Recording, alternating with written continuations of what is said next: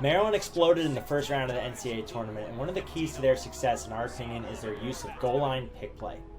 They exploded for their biggest output offensively on the season, and they made some personnel decisions that I think helped create some matchups. They ran Eric Molliver and Braden Erksa out of the box, and they switched Eric Spanos to attack. They also were able to really incorporate the two-man game below goal line to create some effective switches and effective matchups when trying to create some offense. Now, back in 2022, we made a video saying and wondering, is Maryland 2022 offense the greatest offense ever? Now, one of the things I think they've struggled with a little bit this year compared to years past is that they've had a lot more success with their high wing dodging in that season.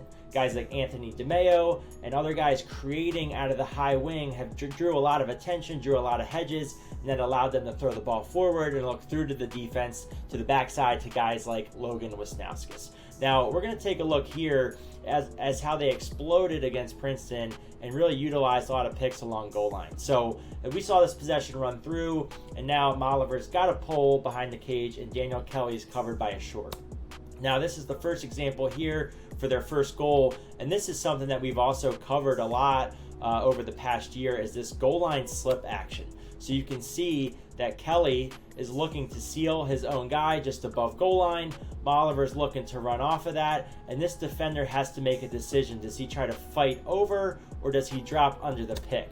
You can see right at this point, this Princeton short stick steps out to get a stack and whack, and then Kelly does a nice job slipping to the top of the crease.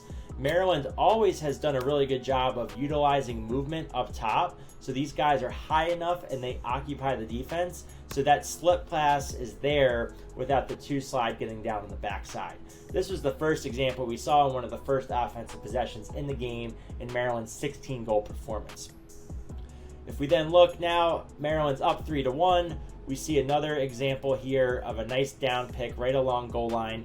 Different, where again, the short stick, Kelly is coming down. Instead of trying to seal his own guy this time, he just looks to set a nice goal line pick. And again, this is where that defender has to make that decision. He decides to come underneath as it's tight to squeeze through, and that gives Spanos just enough hands free to hit that shot up the hash.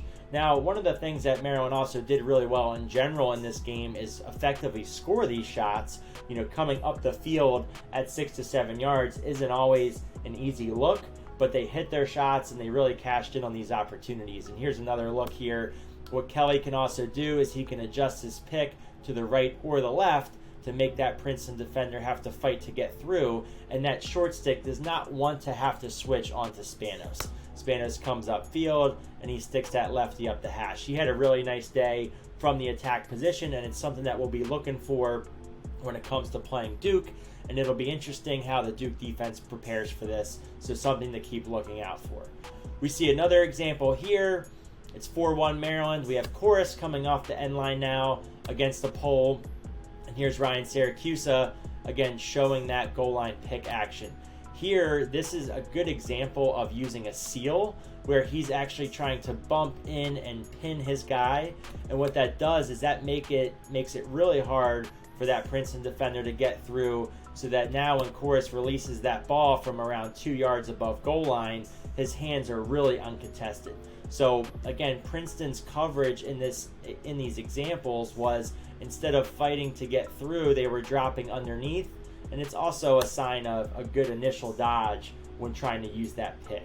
So nice job here by Siracusa there sealing his own guy, whereas prior we saw Kelly set that pick on that on-ball defender. Now later in the second quarter, Maryland's up 9-2. They're really starting to create that advantage. And now we have a short-on-short opportunity here behind. Again, Kelly's covered by the short stick. Siracusa has the short stick matchup on ball. And now let's watch Kelly here. He does a nice job pinning his own guy in on the seal. Maryland's doing a nice job getting some movement inside with Maltz and Molliver, and then the step down options are ready. Siracusa executes a nice finalizer move. And then notice here, this is the seal. This is really heads up by Kelly, because this is the time that Princeton short sticks should be switching this matchup. And again, nice execution there, high and away. on the righty goaltender. Nice job there by Ryan Syracuse. One of the last possessions, to this second quarter, and again, a really explosive half. Maryland scoring 11 goals in this half is, again, a nice utilization here of that goal line pick area. Maryland's also been known a lot in years past to utilize razor picks. And Moliver gets the pole running. He does a nice job here changing direction. And then here's Kelly looking to adjust and get in the way of that defender. And then this Princeton short stick is not ready to switch or get out just enough as needed. There's a lot of space created here. And then there's Moliver sticking that up the hash shot. These opportunities, Maryland did a really good job in utilizing, and it all started with that first look where they create that goal line slip. Princeton defensively didn't adjust too much in terms of their coverage, and because they kept trying to get under the pick and dropping too far below, that created a lot of hands-free opportunities for Maryland.